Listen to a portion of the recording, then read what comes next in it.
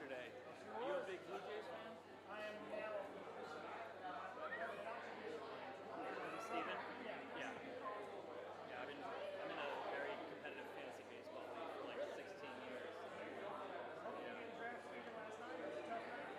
I don't have him on my team, but I'm definitely supporting him.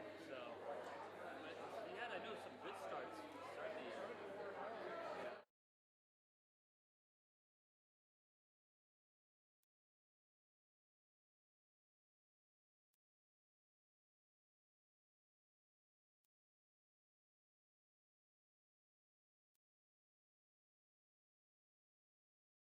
Your house, like.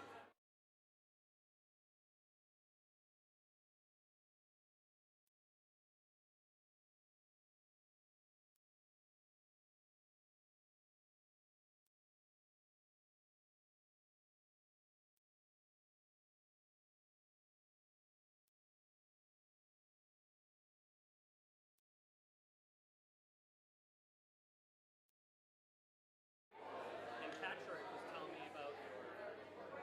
I'll talk about it.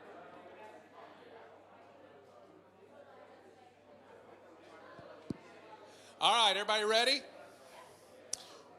All right, I want to introduce you to a couple people real quick. Suzanne probably won't come up here. This is Mike's wife, Suzanne Mayernick. Come here, beautiful. Come here. This is Miller Ann. This is one of their 17 children. No, all of their kids are my favorite. I've coached their kids. I want to coach.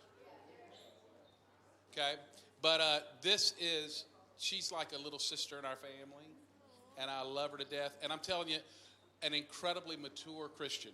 I mean, she is leading our youth group with our leaders. Just has built it literally from practically nothing to, I think we probably have 150 kids on our rolls coming. And this young lady is one of the main reasons. And she loves her daddy. I don't know if you guys saw was it Father's Day?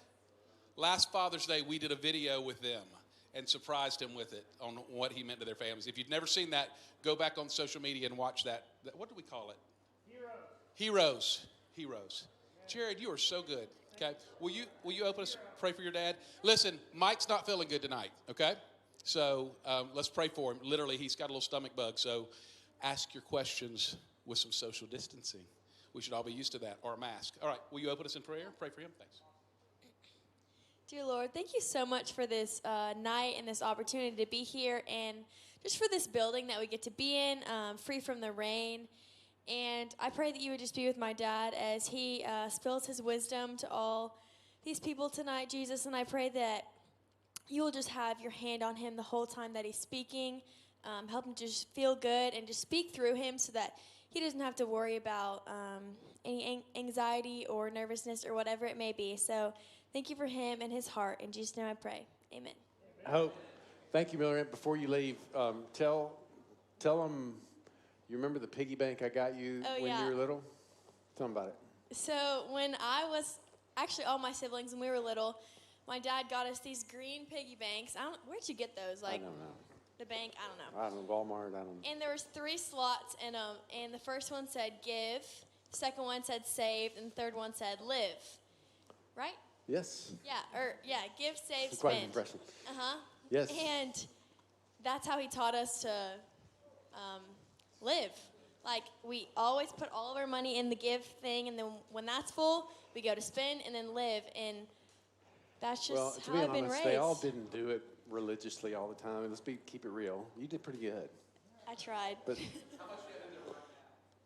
it's currently in my bank account.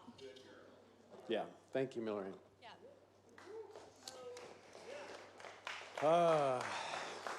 So I'll ask in advance, or maybe tell you in advance. I did wake up with a little rumbly in my tummy this morning, so I went home, went to sleep. So we might take a 5-minute break somewhere in here. If we do, and it's impromptu, just roll with it, okay? Too much information? Okay, so last night, anybody want to give me a takeaway or two that they got? Something that maybe was the biggest takeaway or impactful from last night?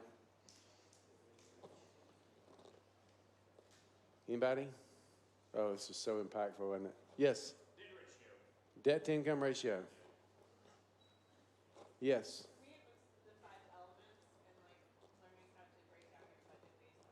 Yeah, the 5 uses of money. That's good. Anything else? Yes. Oh, yeah, that's so good. She said count the cost and let the Holy Spirit show you how to do it. And every decision is a spiritual decision. Behavior and discipline can trump math sometimes. Just like making sure that what you're doing is personal for you and it's best for you. That Yeah. just like stood out to me. Yeah. I hate that more than like people in my family, so I think getting raised, that just stood out. So we're going to talk more about that because that's real. I meant, who asked the question about the student loans deferred to November? Okay, so I probably should have come back to you with a question after always afterwards. I'm like, man, I probably should have said this. But, my question would have been, if you do sit on the money until November, what are you going to do with it? Right? And so I answered the question ahead of time, but it was, you probably would put it in the bank, right? We'll talk about this tonight, giving every dollar a reason for existence in your savings. And there's not a perfect way to do it, but if you can, give every dollar a reason. And that reason would have been safety, liquidity. I need it in a few months, so you just don't take a risk with that. Does that make sense? Okay, so I'm glad to hear those answers because that's really what I wanted to get across last night was the lens and the perspective of just all of our choices with our money and what debt does to us if we're not careful and we don't watch it through that lens. Did anybody go home and, you don't have to tell me what it is, but figure out what your debt to income ratio was? A few people? Were you, I'll pick on Jared, were you pleased or were you like, oh? Yeah, not quite pleased. Not quite pleased. Yeah. I feel you. Yeah, I was actually let go from the hills today. You were. I told him the story last night when we bought our house 20 years ago, and it took our debt to income ratio up to close to 20%. It was like 18% or something. And remember, it really bothered me. Like, I just don't know if we can do this. It says you can do it. Well, I don't know. That's just beyond my comfort zone. Y'all ready for a break? No, I'm kidding. We're good. Okay, so I'm going to skip down, and tonight we're going to talk about giving and saving and living, mostly giving and saving, and we're going to look at it from a biblical perspective, and then I'm going to talk to you about a lot of practical stuff that I hope is helpful for you. We're going to dive a little bit more into the practical tonight than we did last night. Let me skip us forward.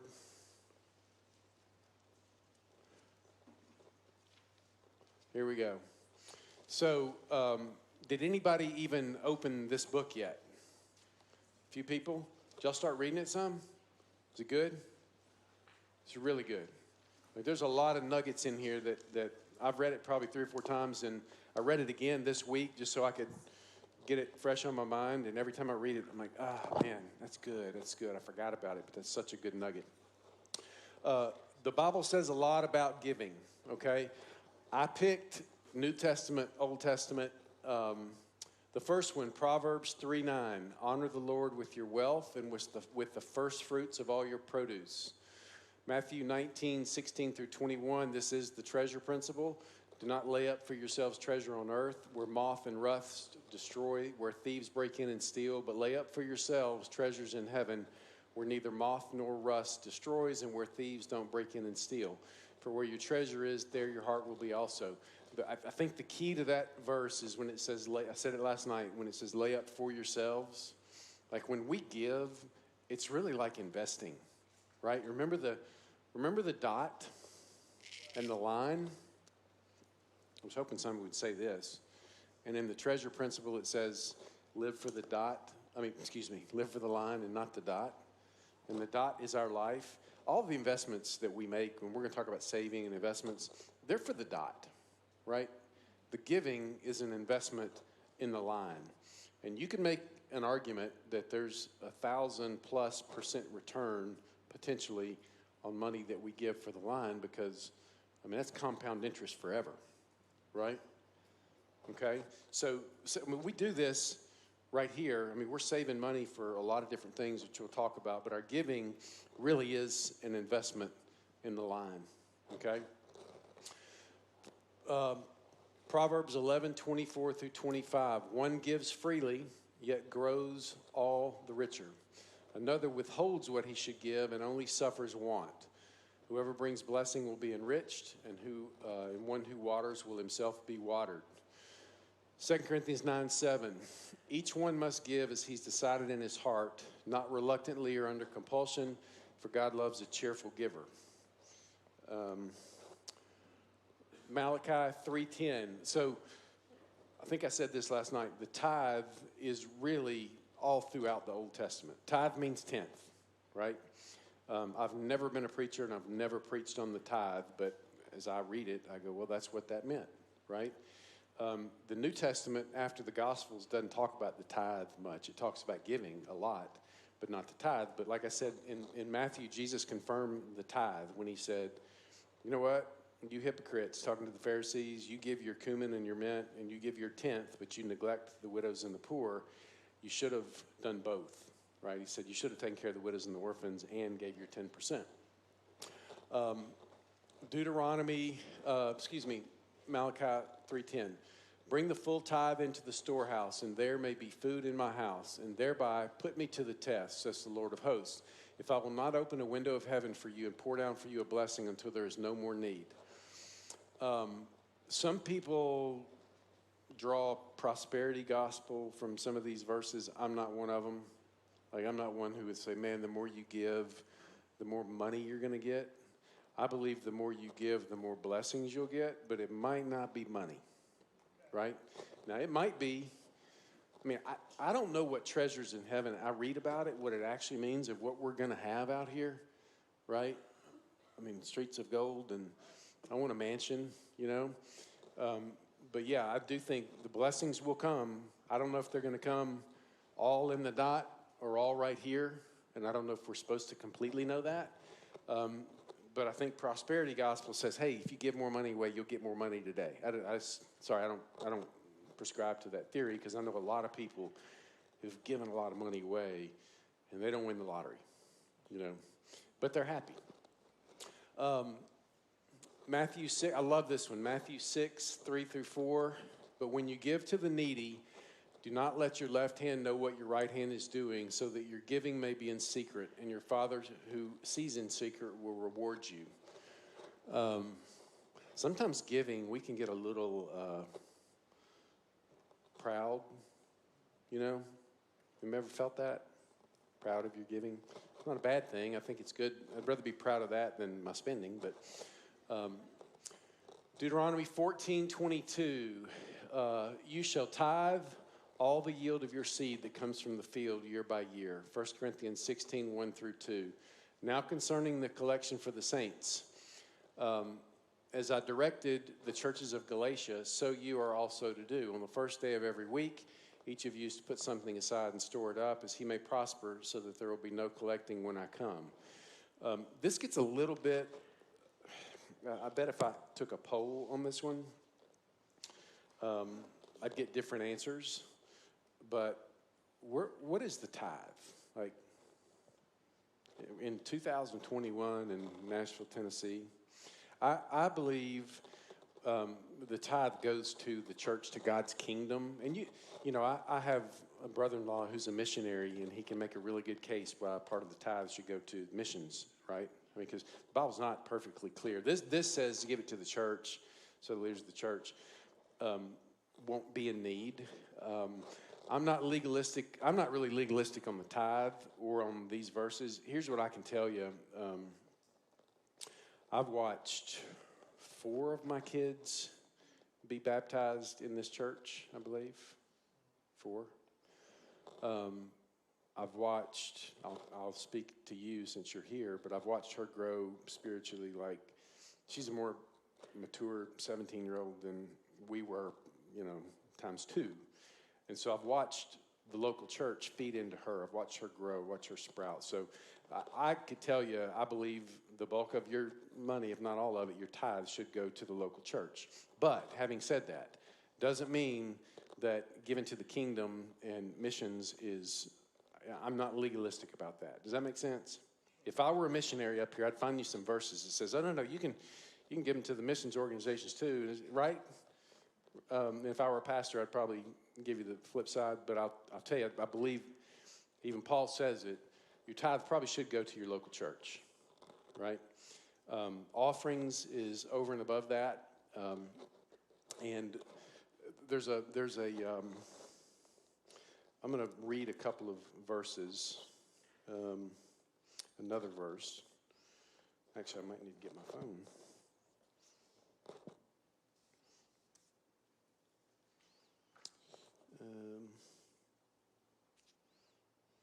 Well, shoot, I didn't bring my Bible tonight. I was a little off.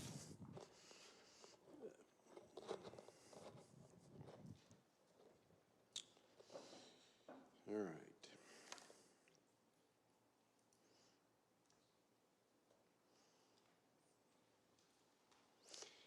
While I'm looking this up, have you ever felt like you couldn't afford to tithe?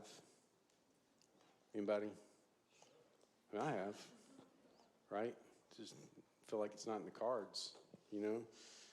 One way to put that in perspective, if you feel like you can't tithe, would you die if you made 90% of what you make today? I mean, would your life stop if your income got cut by 10%? I bet you a lot of your income got cut during COVID one way or the other, right? So it becomes a matter of choices for us. I would just tell you, based on our experience, if you choose to give and you choose to give first and not in a legalistic way, it's amazing how things tend to work themselves out. Does that make sense? When we were adopting our first adopted child, I started going through my mind of what all bad could happen, right? I mean, what's the worst case scenario? And one of our friends told us, she said, obedience trumps worst case scenario. And that stuck with me a lot because I do believe obedience trumps worst case scenario. We don't even know how to define worst case scenario. All right, so Galatians 6:6. Let's see. I'm in the wrong spot. I thought I wrote it down right here. It's not 6:6. The one who's taught the word of God share all good things with his teacher, contributing to his spiritual and material support. There's a lot of things in the New Testament and in the Bible period that talks about giving to those spiritual leaders over you, which for us is the local church, right? Do y'all know how much average Christians in America give as a percentage of their income? 5? Wish it was that high. 2 to 3. Yeah, 2 to 3 is the average giving level, and I'm not even pointing. I'm just saying, gosh, we're missing it.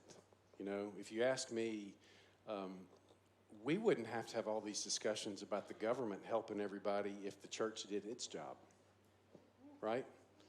I mean, Jesus didn't tell Caesar to take care of the widow and the orphan. He told us, right? So if we, as the church, did our job and we gave and we lived like this, I don't think that we would have as many discussions about the government having to take care of everybody, okay? And I'll just leave that one right there. Okay. So I'm going to get a little bit practical. Different ways you can give. Some of this will not apply to some of you, and some of it will. Remember we talked about forced savings and just discipline? Obviously, I mean, when I grew up, you put your little envelope in the offering plate. Y'all remember that? I guess we still do that some, but Ron, how many people give on their app versus in the thing? Like, I don't even know how that goes now. Almost 90% online. Okay. So when you do it online, can you set it up automatic? Everybody says yes. How many of you set it up automatic? Okay. Automatic is probably good because it's just like your 401k. It removes, I mean, this is my commitment and I'm going to do this. So that is basically cash giving. And by the way, I love that idea that it's automatic because, you know, you don't sit there when you're stuffing your envelope, putting it in, going, well, do I drop 50 or do I take out 10 for lunch? So cash giving. Has anybody ever heard of giving of assets? Okay. Specifically, I always say, I think there's good ways to give. By the way, we don't give so that we can get tax breaks, right? But if we're going to give, don't you want every tax break you can get, right, legally? So I'm going to try to keep it real simple. Let's use stock as an example. Okay, if you own stock in Amazon or shares of a ETF or a mutual fund or appreciated securities, you can give. Let's just say you're going to give $20,000 to church or to charity, right? And you got lucky a few years ago and you invested $5,000 in Amazon stock, okay? And today it's worth 20, okay? Now, as long as you've held it for more than a year, you could give that to charity and you still get your deduction for the whole 20,000. You follow me? The benefit would be you don't have to pay the capital gains tax on the 15 that you made. If you sell the stock, you pay capital gains tax. Anybody know what the capital gains rate is today? Ranges? 15 to 20. They're talking about raising it to 40 for some people, but it's lower. But still, 15 to 20 is a typical rate today. If you give away appreciated securities, by the way, every church, including ours, and every nonprofit, just about that I know, when they get gifts of anything other than cash, you know what they do with it? Sell it. I was on the board of a church I was at a long time ago, and they're like, hey, we just got a big gift of Johnson & Johnson stock. What do you think about it? And I'm like, what do you mean what I think about it? I was like, well, you think you need to research J&J and see how good they are and whether we should keep it? I'm like, no, sell it. You're not in the investment business. You don't want to be. You don't want to look at your congregation and say, yeah, we got 50,000 of Johnson & Johnson, and it's worth 20 today because we've, read it wrong. So charities don't care if they get cash or stocks, right? Do we ever get stock gifts? Sure we did. Okay. So wait a minute. And we'll get into this with behavior tomorrow night too. I like my Amazon stock. It's been the best stock I've had. I put 5,000 in it a few years ago. It's worth 20, right? I don't want to give it away. I'd rather give my cash away. Fair enough. And I got a story about this one. I'll actually share it tonight instead of tomorrow. You could literally give your Amazon stock away and with the 20,000 of cash, buy Amazon right back the same day you give it away, right? Now your cost basis in your Amazon is 20,000, okay? Church has got their 20, you got your 20, just omitted tax on the 15. So I had a client one time, he was going to make a gift to fulfill a pledge, and he had $50,000 worth of Apple stock that he paid $10,000 for. So it'd been real good, right? It's before Steve Jobs died. And he had a $50,000 pledge. He goes, I think I need to pay my pledge this year. I said, great. Tell you what, let's give him your Apple stock. He goes, I don't want to give him my Apple stock. I like my Apple stock. I'm like, well, okay, let's give him your Apple stock, and we'll take your cash, and we'll buy your Apple stock back the same day we give it away. Does that make sense, everybody? In this case, you go, well, heck, you still got your Apple stock at 50,000, right? You're still whole. You just avoided tax on the 40, so now your basis in the stock is 50. So if you go sell it for 60 in a few years, you only pay tax on 10 instead of the 60. That logical? By the way, this guy's a CPA, so not a dummy. He goes, no, I don't want to do it. I go, man, you're not listening to me. He goes, I don't want to do that. And I said, finally I got to the bottom. You know what he really liked? He liked seeing on his statement that he'd paid 10 and it was worth 50. It made him feel really good. You relate? I mean, that was a feel-good thing. Not practical at all. By the way, he did eventually give away the Apple stock because I told him he was an idiot if he didn't do that. Here's another thing about giving and practical. And by the way, you can give, if you give assets, it's usually better than cash. And I'm not telling everybody they need to go give assets, but just for some of you, this may be applicable where you go, gosh, I'm going to help with a project for the church or whatever, and I've got some assets that are appreciated. It's better to give appreciated assets than cash. Make sense? Now, FYI, cash is typically, this year, you can make cash contributions up to 100% of your adjusted gross income. This is a COVID thing, okay, last year and this year. Typically, it's 60% of your adjusted gross income is what they limit you to. And typically, if you give stocks or real estate or anything else, your deduction's limited to 30% of your adjusted gross income, okay? Just, I want to throw that out there so somebody doesn't say, oh, gosh, I can make a gift of $500,000 in real estate and get a tax deduction. It depends on your income. Does that make sense? Here's another thing from a tax standpoint that I just want to bring up. Again, this may not apply to any of us in here or any of you in here, but maybe some of you.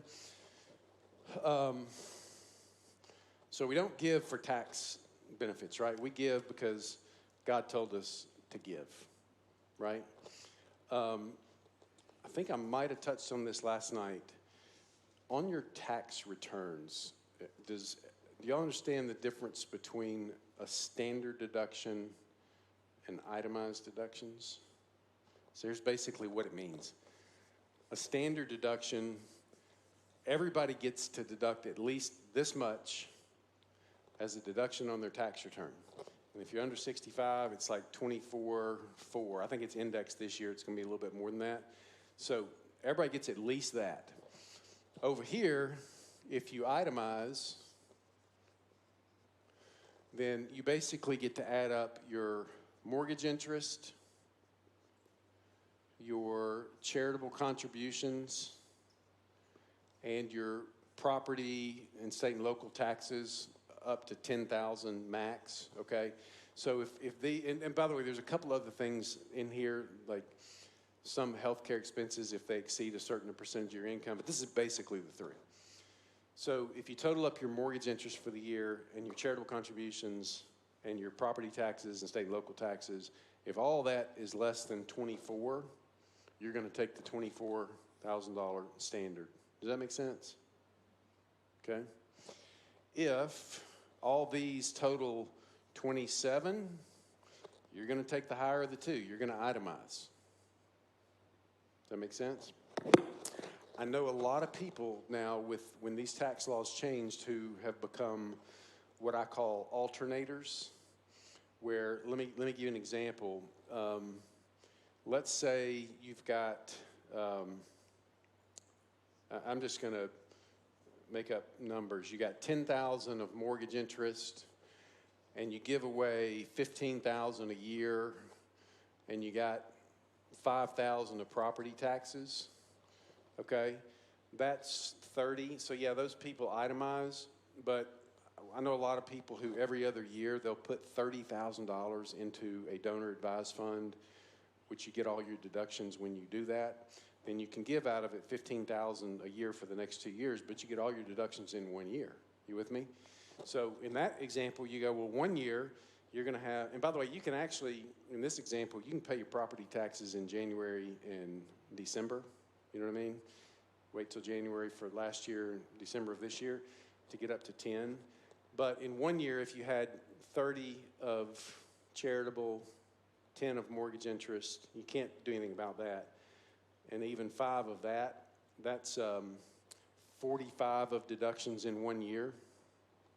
The next year, you're going to take a standard deduction. So between the 2 years, you with me? You end up with more tax savings. Don't go too far down that road if this is not you. But I am a big believer that you get every tax break you can get, right?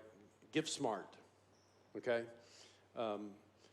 That's not the most important thing. The discipline of giving is the most important thing, okay? I love it that when you do it automatically, you don't have to think about it, do you? I mean, it just comes. Okay.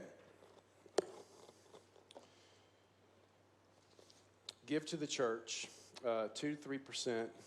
Giving is an investment. Talked about that, where this is almost the way we have to look at it. we have a donor advised fund that I've used for years and years and years. And just, I don't know, a month ago, I actually looked back and see how much we'd given away over the last 15 or 20 years, and it kind of made me proud. I thought, man, that's an investment in the kingdom. I don't really know what the rate of return is, but I believe the rate of return is exponential on what we give because we are so focused on the dot. Now I'm going to talk about the dot, okay? Because saving money, we think about that. The Bible has a lot to say about saving money, okay? But we are talking about the dot. All right, here we go. Proverbs 13:11. Wealth gained hastily will dwindle, but whoever gathers little by little will increase it. 1 Timothy, and by the way, I read that to say, don't fall into get-rich-quick schemes. Most of the time they don't work, right? And most of the time a get-rich-quick scheme is not really a good idea.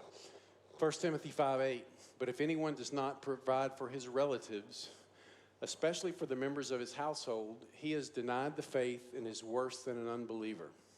Ouch. By the way, remember I told you how a lot of these verses might seem contradictory about giving and saving and, give it all away to the rich young ruler? Old Testament, Genesis 41, let Pharaoh proceed to appoint overseers of the land and take 1/5 of the produce of the land of Egypt during the 7 plentiful years, and let them gather all the food of these good years that are coming and store up grain under the authority of Pharaoh for food in the cities and let them keep it. That food shall be a reserve for the land against the 7 years of famine that are to occur in the land of Egypt so that the land may not perish through the famine. It's pretty interesting. Why do we save? Remember, okay, we got debt, taxes, saving, giving, and living. Why do you save money? I'm going to open it up.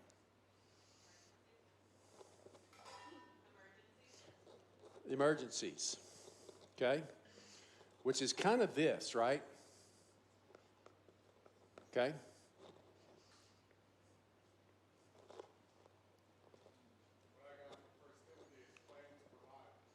What? Plan to provide. Okay?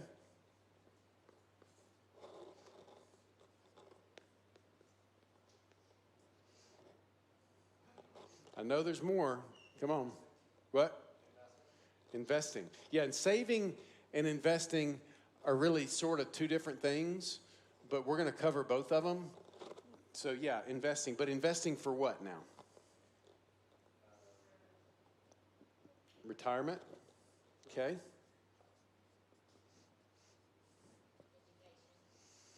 Education. Thank you, babe. Y'all know, so I have 8 kids, and 2 months ago was the first month in 25 years. First month in 25 years, I have not added money to education funds. It felt really good. I mean, it's like, light at the end of the tunnel. Okay, retirement, education, what else? Vacations, okay.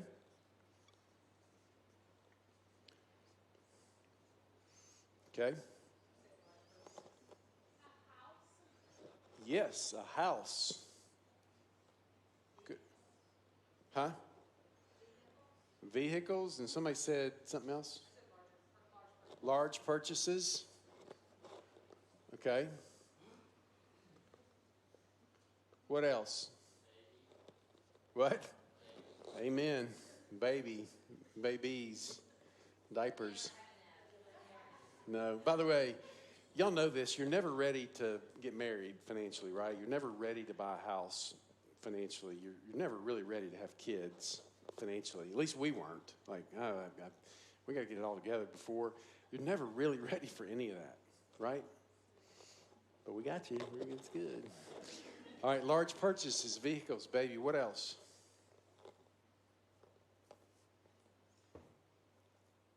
I know y'all are saving for some stuff that ain't on here. What? Health savings? Healthcare? Yeah, that's a good one. My parents just moved into a retirement community, And thankfully they're able to pay for it because they've saved money. But there's a lot of things that we save and invest for. What else? Purses. Is your wife here? Oh yeah, okay. Purses. Now we're getting real.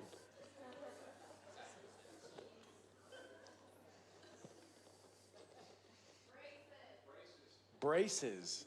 Heck yeah. I tried to tell all my kids they didn't need them. They looked beautiful without them, but that didn't fly. What else?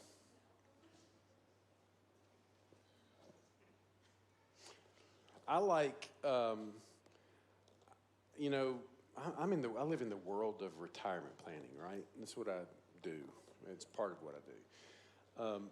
I've changed the way I think about that to a little bit more financial security, I'm not sure the concept of complete retirement is ever biblical, but there will become a day where you can't function, you can't work anymore, and you got to save for those days when you don't want to be a burden on your kids, and you have to be able to maintain your standard of living, which, by the way, this is the hard part about standard of living. On page 34 of the book, Randy Alcorn says, another benefit of giving is freedom. It's a matter of basic physics. The greater the mass, the greater the hold that the mass exerts. The more things we own, the greater their total mass. The more they grip us, setting us in orbit around them. Finally, like a black hole, they suck us in. So when we make our lifestyle a certain way, we kind of have to save more to be able to maintain it, don't we? You know what I mean? Two stories of I'd call it a rich person and a poor person. They both save $20,000 a year. One of them makes $500,000 a year. The other one makes $80,000 a year. Right? So the person making $500,000 who's only saving 20, they're going to be poor one day because their standard of living is here, and they're not saving enough as a percentage to support that down the road. Person making 80, saving 20, they're going to be rich.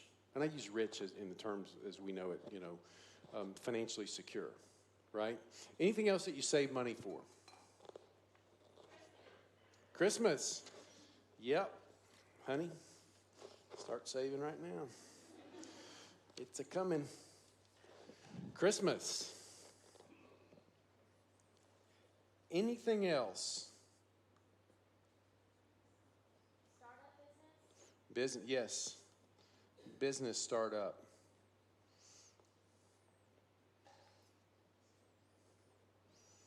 I'm a terrible writer. What else?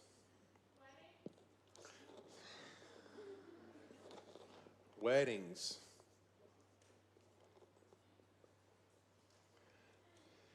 That'd be times 5 for me. I know. Daunting. What else? Hoping some of them might elope. Be a good deal. Just take that as financially smart. What else? Anybody? Anything else you can think of? Next generation. That's a good one. Can I get an amen over here on that one? Next generation. Okay. What else? Anything else? No, that's good. All these things we try to put away money for. Purses is new and on me, but I like it. Okay? Purses are expensive. This is one of my favorite parables because I think there's a lot in here. Y'all ever heard of the parable of the talents? So here's what it says. For it will be like a man going on a journey who called his servants and entrusted them to his property. To one he gave 5 talents, to another 2, to another 1, and to each according to his ability. Then he went away. He who had received the 5 talents went at once and traded with them, and he made 5 talents more. So also who had the 2 talents made 2 talents more.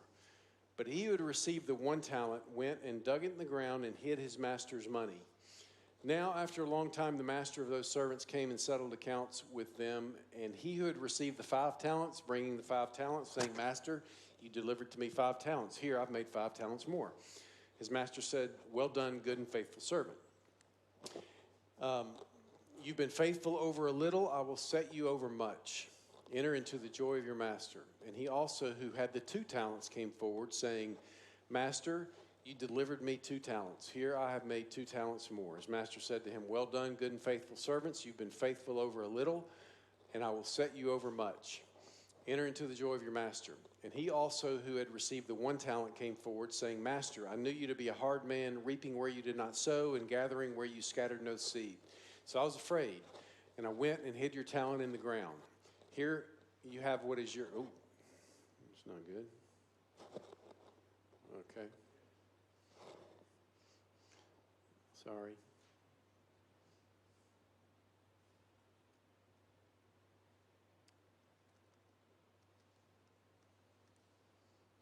Here we go. Master, I knew you to be a hard man, reaping where you did not sow, gathering where you scattered no seed, but I was afraid. I went and hid your talent in the ground. Here you have what is yours. But his master answered him, you wicked and slothful servant.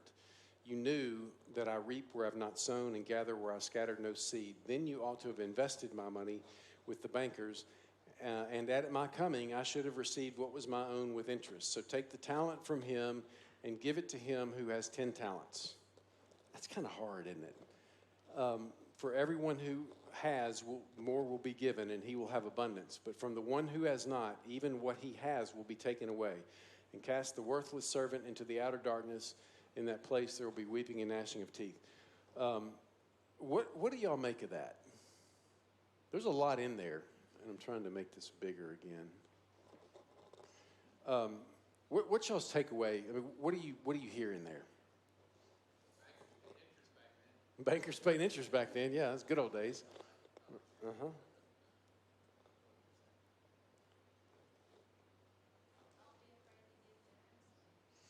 Don't be afraid to give generously.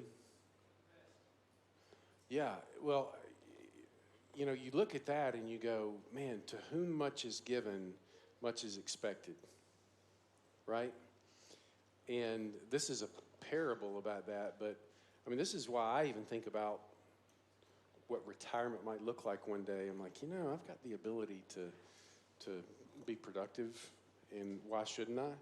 But he took money away from the guy who was slothful and lazy and didn't go invest, right? And then he gave it to the guy with the 10 talents. Like, you talking about contradictory? It seems to me like you go, okay, here's a guy who had 1 talent, and the master, the parable he's saying is he took it away and gave it to the guy who had more because he was a good steward with it, right? So I think stewardship, saving is a part of our stewardship. Investing is a part of our stewardship. It all does come back to a matter of our hearts, though. All of these things are the whys, right? I mean, and I'm a big believer in asking yourself why.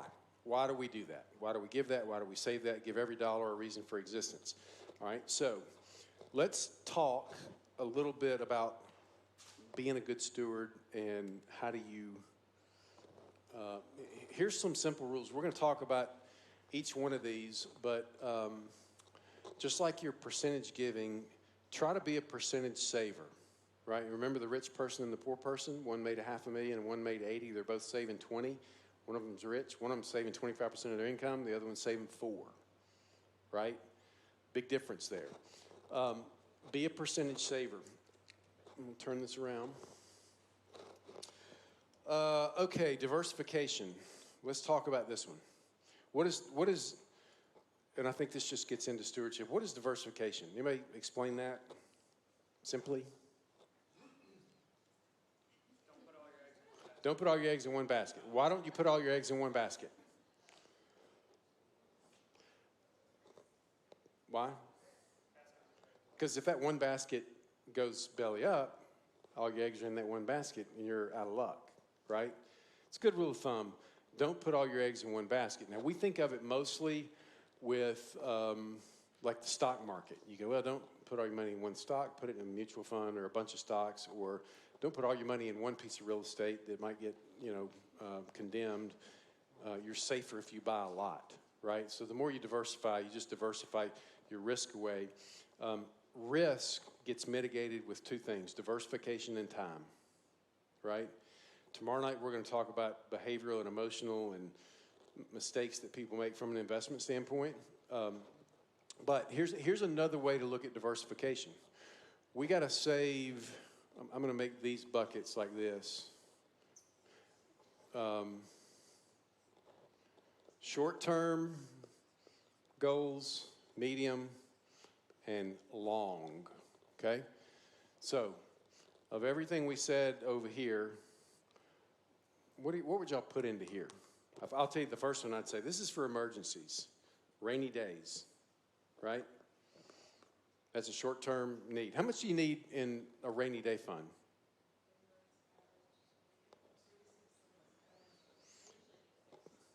$3 to 6 months of expenses. That's kind of a normal. Well, think of it this way: if you've got a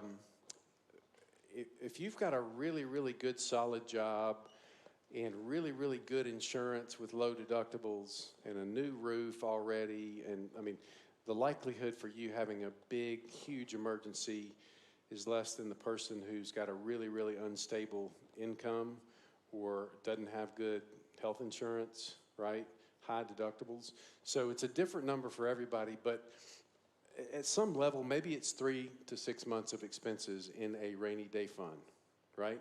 Now, where should that be? Safe and liquid, right?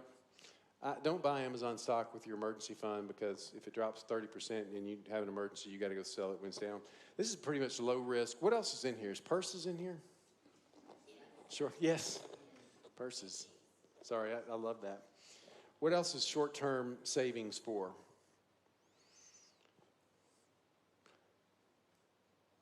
Christmas.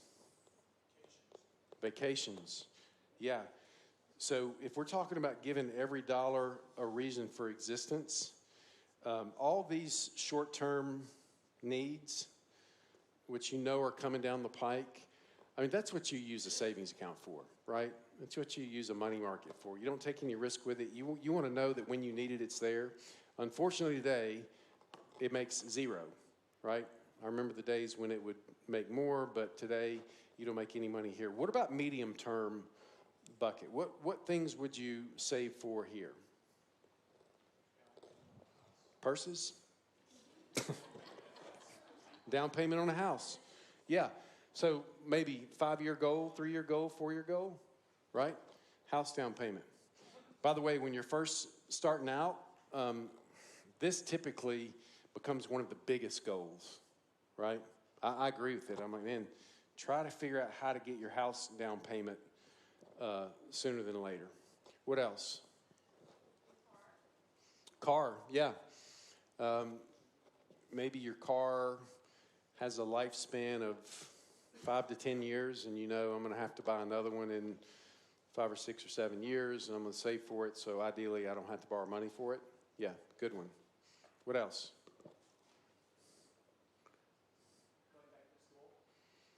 Education. Yeah. Education, going back to school. Okay. Vacation.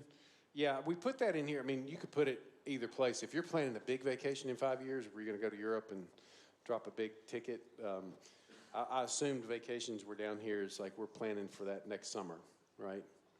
What else?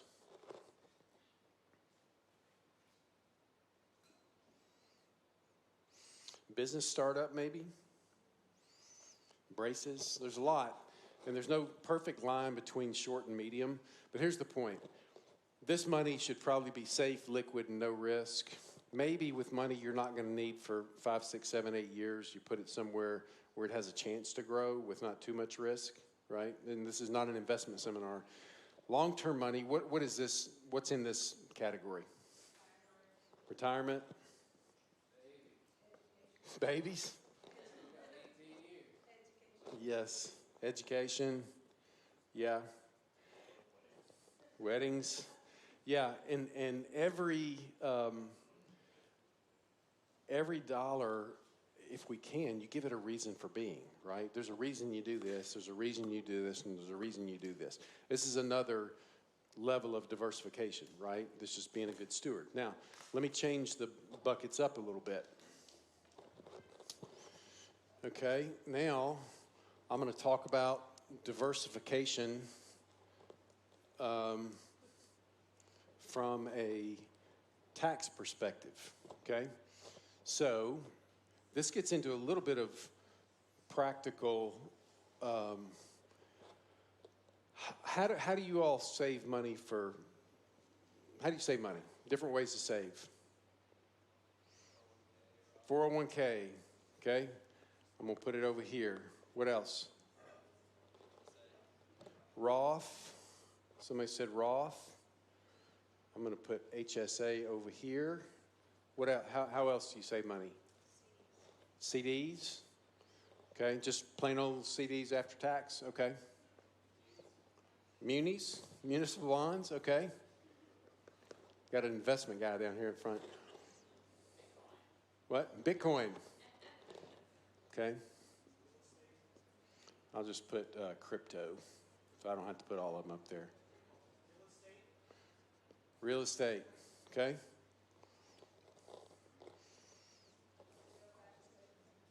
Savings accounts, yeah. So let me tell you why I'm putting them in different buckets. So over here, you've got most everybody, if you work for a company, you've got a 401k or some type of retirement plan. Those are pre-tax buckets that grow with no tax, that one day when you take it out, you will pay tax at whatever your ordinary income rate is at that time, and we don't know. Y'all remember the history of the tax thing that we looked at last night? Pretty scary, isn't it? Now, this could be 401ks, IRAs, profit-sharing plans, 403Bs, 457 plans. These are all the qualified plans that you get through your work and you save pre-tax, right? General rule of thumb, can't touch them till you're 59 and a half without paying a penalty, so it's really long-term money, right? There's some exceptions to the penalties, but general rule of thumb is when you put money in this bucket, you are saving it for those long-term goals, right? This is not your Christmas fund. Here, you've got after-tax money that you can save or invest. Now, you could buy real estate, stocks, mutual funds.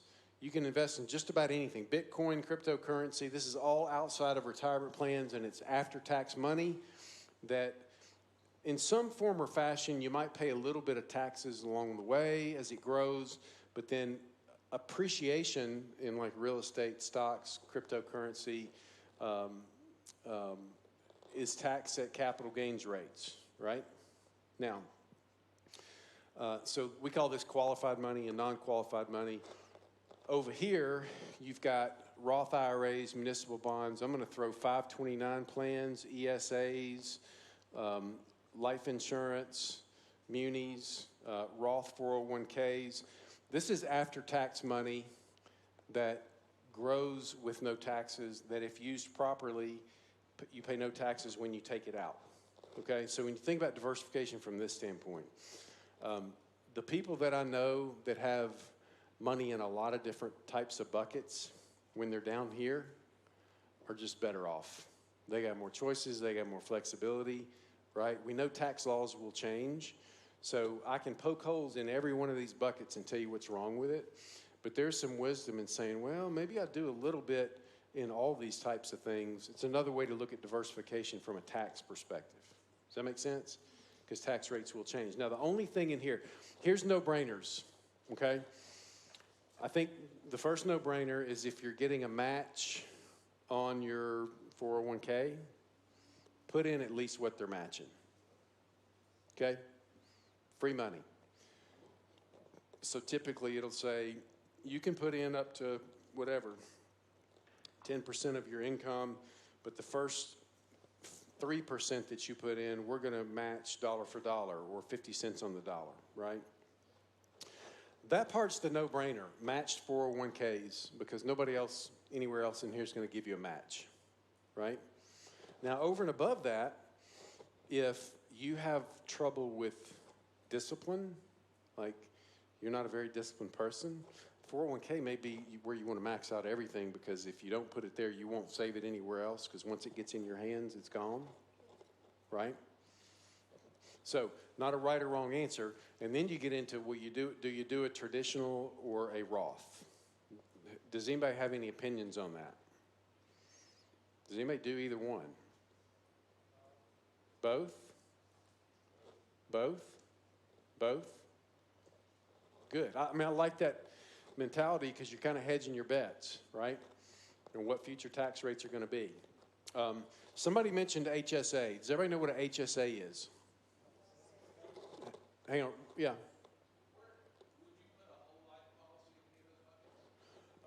Life insurance is in the after-tax, gross tax-free, and can be accessed. It's a one piece in that bucket. You probably didn't see it, but I got education, savings accounts, life insurance, Roth, munis, and I got real estate, crypto, mutual funds, stocks. Somebody just said something over here. HSA, health savings accounts.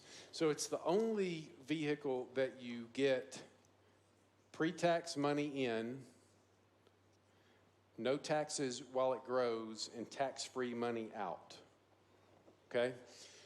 I think a family, if you've got anybody have a high deductible health insurance plan? Okay. Do y'all have HSAs? Do you use them? Like, HSA is kind of a no-brainer. Like, if you can put money in there, you get a tax deduction for putting it in, and then when you take it out to pay for healthcare expenses, it's not taxed. And you're going to have some healthcare expenses. So when we put money in our HSA every year, $7,400, it's usually gone by September, right? Because we have one kid that takes medicines that just eat up a lot of it. But it's basically free money, right? In other words, if you put $6,000 in an HSA and you're in a 30% tax bracket, you save $1,800 when it goes in, just like you do over here. But when it comes out, you get the whole $6,000. Now over here, you save your $18,000. When it comes out, you're going to pay tax at whatever your tax rate is at that time, right? But over here, it's tax-free. So this is, I think the first no-brainer is do your match 401k contributions, right?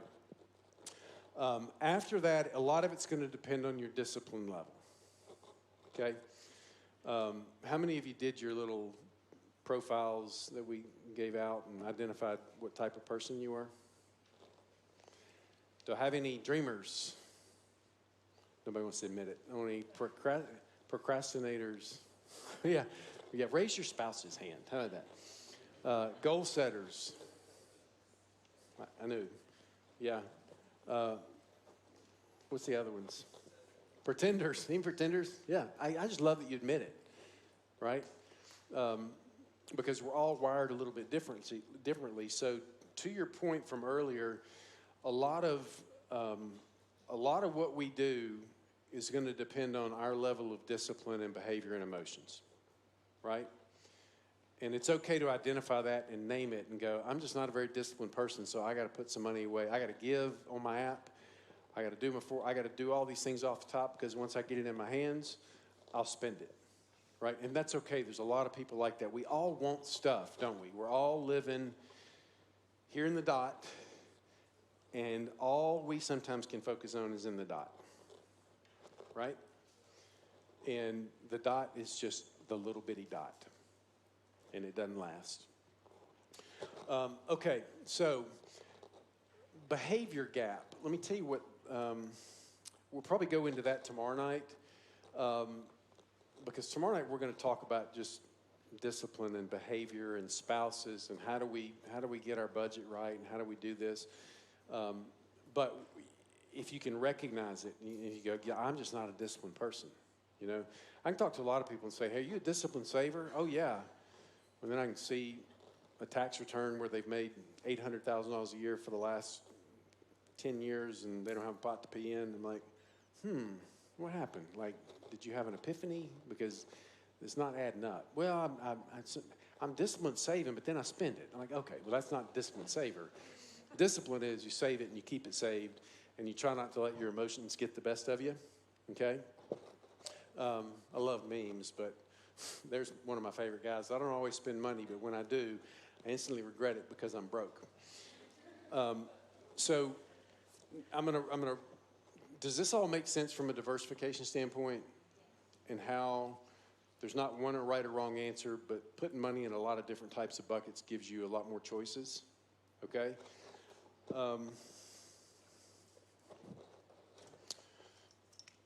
So let's talk a little bit practically about this when I go to percentages.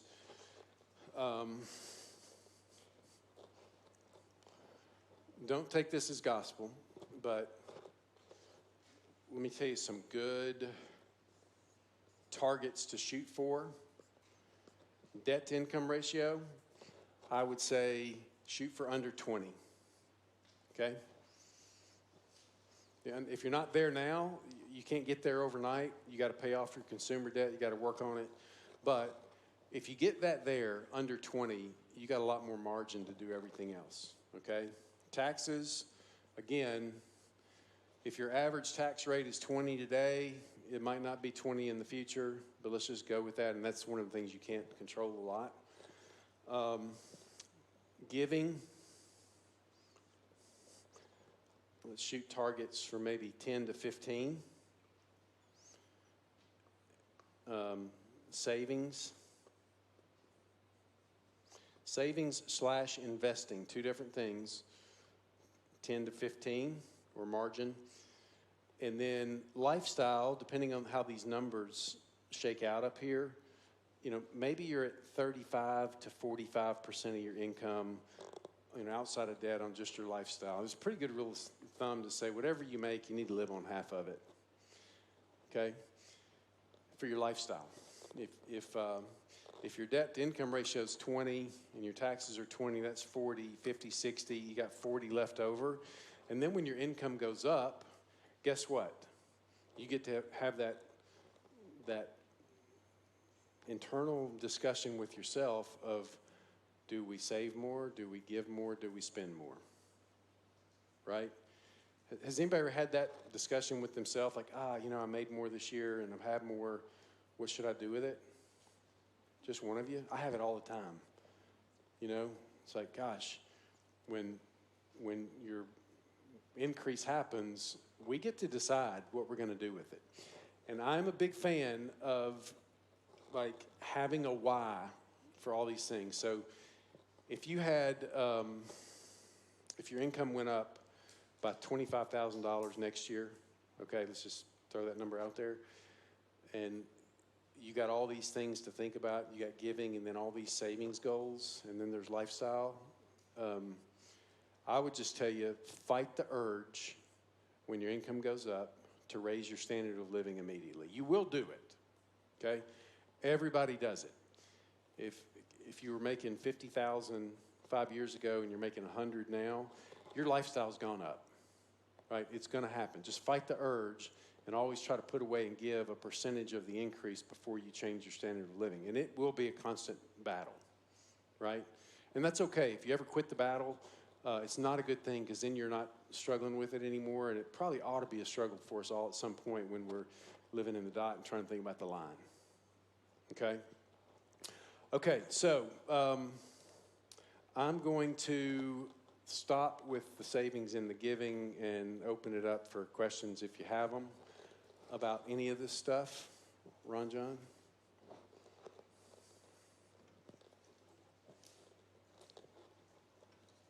Or maybe I should turn that around. Yes?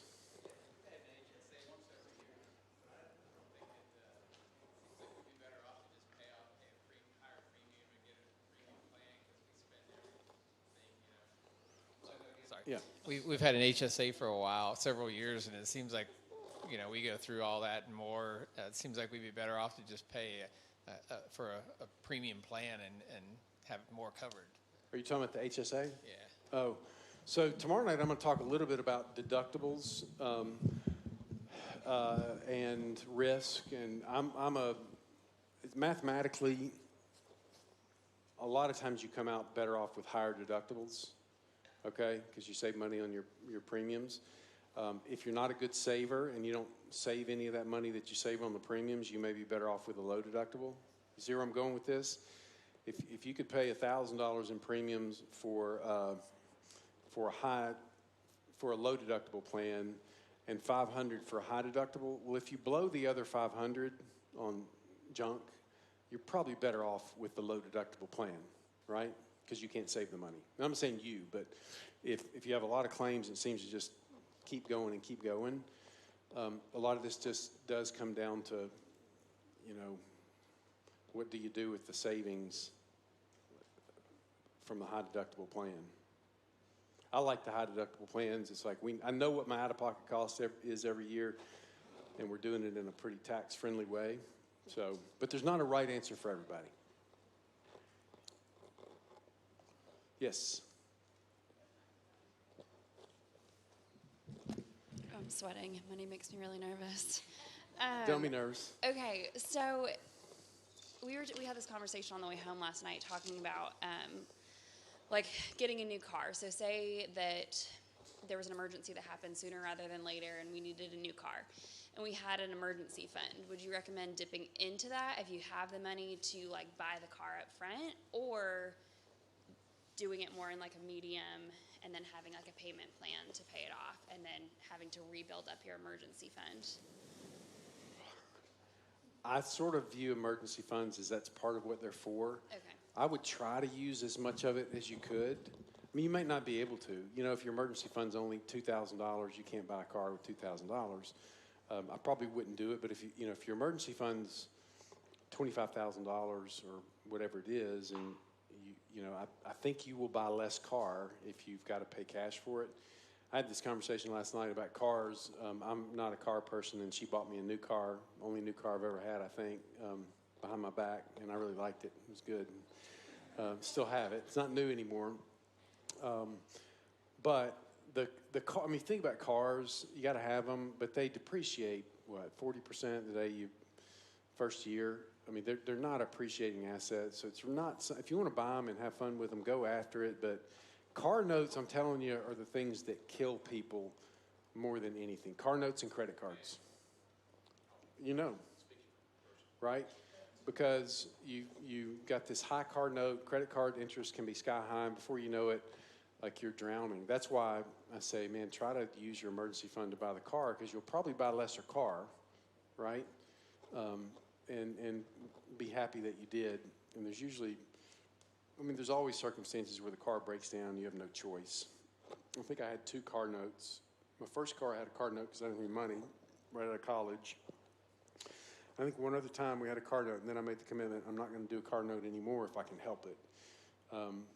And I think it's worked out pretty good for me because we've spent less money on the cars than we would have had we bought them all new. Does that make sense? Yeah, maybe it's a little bit of both. What other questions? No more? Oh, yeah, I'm going to throw some at you rapid fire. You ready? Yeah. Okay. Other than the percentages on taxes and that kind of thing, how much of your presentation has changed over 30 years? Oh, wow. I'm looking for an answer here, so. Yeah. I probably wouldn't have made this presentation this way 30 years ago because I didn't know what I didn't know, right? I might have talked more about, how to put money away in a IRA or whatever. But I think the heart of all this, I'm downplaying the difference between 401k and a Roth and this and that. I'm not. That's not what makes or break you. Most of what will make or break you financially is this stuff, right? Now, you can really screw it up and put all your money and all your eggs in one basket and the basket go belly up and you ended up with nothing. But to me, financial security, financial success is more about habits and discipline and numbers than it is. It's not picking the right stock or picking the right cryptocurrency, right? I mean, markets will change. Here's what I've learned. And we'll talk about this a little bit tomorrow, but whatever you think is the future is going to hold, a lot of us base it on what the past has held. Like the real estate market in Nashville, it's nuts. It ain't always going to be this nuts. I don't know when, but it will turn. That I can promise you, because it always does. I remember the tech bubble of the 90s, where I was young and green, and people said, well, the new definition of diversification is Yahoo and Amazon and Microsoft and AOL, and because technology's changing the world, and tech stocks were going up 35% a year, and you couldn't go wrong. And it seemed like it was a new paradigm and a new world, and that's how you were going to create your wealth. And then when the NASDAQ bubble burst, those lost about 90%. So probably the difference, Ron, now I focus more on just some of these kind of things than trying to give. I mean, your financial success is not going to be determined on great investment advice from me, right? Because you got to get some of this stuff right. It's the person, he who saves little by little in Proverbs becomes wealthy. Like that's this one's from, was for tomorrow night, and I'll hit it tomorrow night too. But y'all ever heard of compound interest? Yeah. Pretty simple mathematical equation, right? So you've got a rate of savings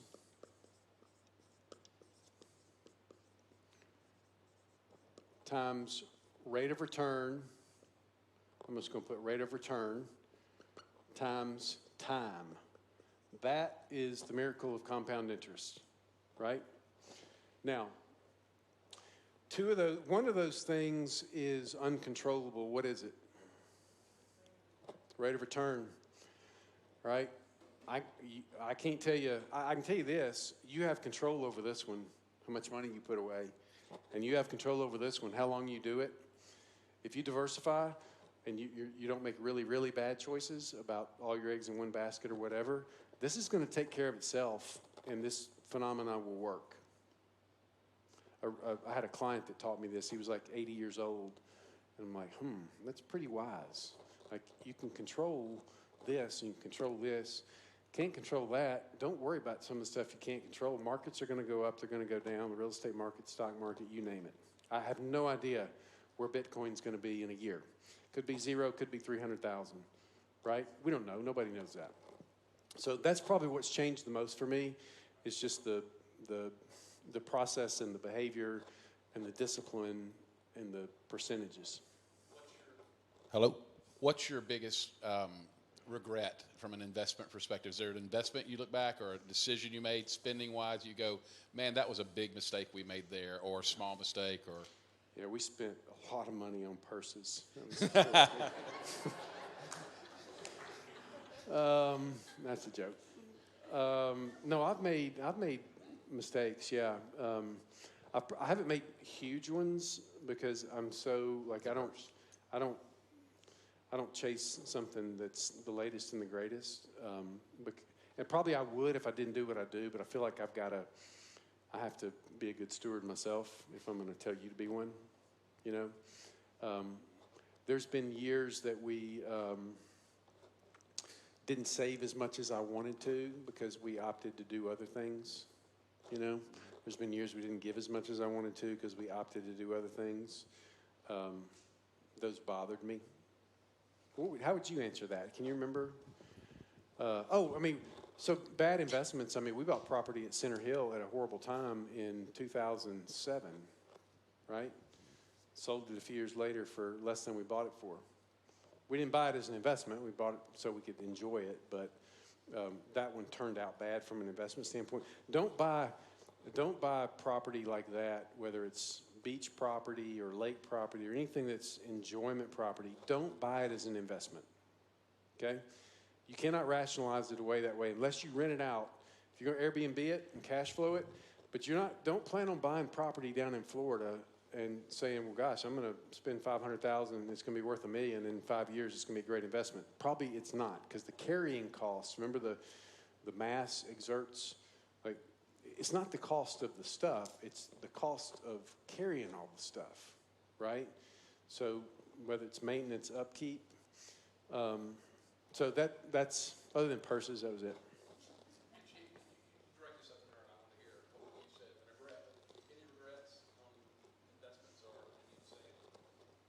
mean, he's pretty conservative. I think one of the main things we've done well through the years that's probably kept some of that from happening is we sit down. Like when things would go up or things would go down, and he could see a turn in what we could do or what we couldn't budgeting wise, he would sit down and say, "Okay, Suzanne, here's what we spend on groceries," or I kind of have my list of things that are really important to me, like purses, and he has his list of things, and so then you come to the table and go, "What do we need to move off the table?" So I think that's helped us financially, been able to kind of meet in the middle and talk through when things got tight, or when he would come to me and say, "We didn't save enough last year and I'm burdened about it," and I'd say, "Okay, let's figure out what we can do to where we can save more or give." Yeah. That's a preview of tomorrow night. That right there. That's called a trailer. That's right. Hey, let me ask you this. Yep. What gift giving have you ever regretted? Ever? No. We've never regretted that, and God's provided for us. You know, I don't know that we've ever. I've regretted giving a little bit of money to some places if I felt later like they weren't good stewards of it. But I mean, that's tiny. And do you watch people you give to make sure they're being good stewards? Yeah, I probably used to watch more. I mean, it's important to me. I've looked at our church's policies and budget. I want to know that and you should too, whoever you give to is good stewards of the money, right? A lot of nonprofits aren't. Okay, a lot of churches aren't. I'm on the committee, and one of the things I asked John in the very beginning was like, have we counted the costs? Have we counted the costs? Can we afford this under all these whatever worst case scenarios? Are we going to be able to do it? You know, and the answer is yes. We're not doing more than we can in our church in terms of building, but I do think it's wise to know who you're giving to. On the flip side, there's also something that there's a little bit of us that when we give to someone, it's kind of like the homeless person, right? Do you ever give to homeless people? And it's great if you think they're really homeless and they're going to go, you know, buy some food with it. And I was in college one time. And one time we were at Wendy's, and this homeless guy was in there, and he would always ask people for food, and he was eating, and somebody bought him food, and he started coughing, and the Wendy's manager came and said, "Sir, are you okay? Can I get you a water?" And he goes, "No, but a large Frosty, you probably get it." You know, I did give money to a guy at one of those persons one time that was giving me a sob story. I was at the ATM. I was in college, and it was the best story ever. You know, my dog died, and my wife left me, and I'm stranded, and I got to get back to Birmingham. And I'm like, well, so I gave him some money that I didn't have, and then a few weeks later, I saw him again giving the same pitch to one of my buddies, and I literally walked up. I'm like, no. He's lying. Don't listen to this. It's a lie. Like that kind of bothered me, but sometimes you got to be able to give and go, man, what they do with it is on them, but we're also given discernment and wisdom to go, if you know somebody's going to go buy cocaine with it, don't give it to them, right? So that's a little bit of discernment. Maybe go buy them a meal and take them to go get something to eat. Okay, let me give you a couple things for tomorrow. First of all, Michelle is coming tomorrow night, so that tells you tomorrow night's going to be really good because she's coming to see Suzanne talk. Okay, Michelle's my wife, by the way. I talk about her a lot. Let me give you a couple of announcements. You got some index cards when you came in tonight. Number one of those cards, if you want to ask a private question that they can share tomorrow night, write it down, and they'll have it, and they'll go through them and try to get through them tomorrow night. The other card is if you got a mom question for Kristen for Sunday. We'd love to get some questions. She's going to be speaking Sunday and going through some of those, so go through that. If you can, just lay those cards on the table back there face down, and we'll get them when you get done. Want to thank tonight Tommy Neighbors, Dr. Tommy Neighbors, who's on the camera back there. Just a small plug, Dr. Neighbors' office is in downtown Nashville. He does crowns, fillings, and now also has some what's it called, cosmetic stuff you can have done that I've had several things done recently. Anyway, Tommy, thank you so much. Bobby's back in the control room. let me tell you guys, we're going to provide you links. I know some of you aren't going through right now, but you will be. Okay? And so we're going to provide everybody here the links to these videos so you'll have them in the future that you can go back and look through these again later. Let's see. What else did I have? I wanted to share a quick story with you, and they're going to share some of this tomorrow night, and just talk to you about how giving works that I found over the years when he was sharing this tonight. I don't know if you've experienced this. I know I look in the room and see some of us have, but God is amazing at how He blesses us. And it's when we're not thinking about it, when we're not looking for it, He just shows up. And I shared with you guys last night, Michelle and I have not followed a lot of this practical information, and we've had it. We should have. We're doing better in our 50s than we were in our 40s and our 30s, but we missed a lot of time, and those things, you can't get this back. You can't get this back. I heard one of my kids' UT graduations, one of the very wealthy guys from up in East Tennessee was sharing with them, and I mean, he's a billionaire. One of the pilot family members, Haslam, wasn't the governor, but it was another one. And he said, I think he's 75, 80 years old, and he said to the crowd, he said, I would give all my money to any one of you to get something you have that I don't. What was it? It's time. He gave every bit of his money to have that back. So you never get that back. You never get that back. But even if you've made some mistakes, it's never too late. And Michelle and I, over the last few years, I had a sister that passed away in my late 20s, early 30s. And when she passed away, she died of cancer. And I didn't really know what Aflac was or any of those type of things was, but we had a guy come to our office and sell us this pre-need cancer insurance policy. And, of course, we were dealing with it, so I was like, well, we got to get this. We just got to get this. And I don't know if this is a wise investment or not, but it was a policy that if you got cancer, it would help pay expenses if you had to go in for chemo or that kind of thing. And it would literally put cash in your pocket to help you with those expenses. And so we paid on that for years and years. And I remember there were a few times I was going, we don't need this. What's the chance we're going to get this? And I was going to stop. And one day, and this was at a pivotal time for us, one day I go out to the mailbox, and listen, one thing we've never missed is tithing. We were both pastors' kids, and they just taught us we just always tithed. And I go out to the mailbox one day when I needed something, and here's this check for $15,000. And I don't know about y'all, but that's a large check for me to go out to the mailbox and get a $15,000 check. And it's from the pre-cancer company. And I go to Michelle and say, what's going on? We've got $15,000 back. I didn't even read the policy 20 years earlier when I bought it. The policy was, if you don't use it, you get it all back. And here's this check right when, as a family, we need $15,000. Now, you can go, well, you just didn't read the policy, you didn't do whatever. Well, I'll tell you, it turned out to be a good investment, didn't it? Yeah. I mean, so I'm just telling you, I think those things happen for believers because God honors what you're doing. Again, honor. God will honor us as well if we'll do what He asks us to do. Okay, good night. Everybody have a good night. I know you got some private questions. Remember, up to you how close you want to get. You can come up. We'll do them tomorrow night. Huh? We'll do them tomorrow night. We'll do them tomorrow night. I think he's ready to go. We'll see you tomorrow night, everybody.